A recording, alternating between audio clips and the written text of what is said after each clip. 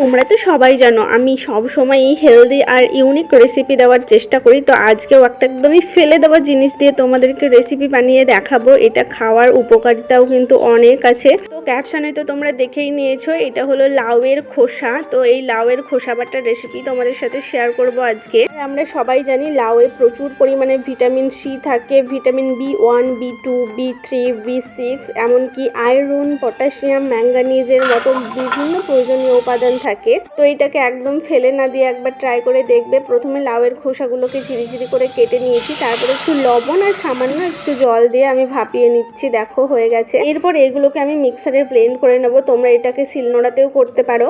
সত্যি বলছি তোমরা একবার বানিয়ে দেখবে, এটা খেতে ভীষণই সুন্দর হয়। গরম গরম ভাতের সাথে বিশেষ করে খেতে ভীষণই সুন্দর লাগে। আর হ্যাঁ, তোমরা সবাই আমার ভিডিও দেখছো কিন্তু সাবস্ক্রাইব করছো না, তাদেরকে বলি যারা আমার ভিডিওটি দেখছো অবশ্যই চ্যানেলটিকে সাবস্ক্রাইব করো। আর যারা ফেসবুক থেকে দেখছো পেজটিকে অবশ্যই ফলো করে দিও।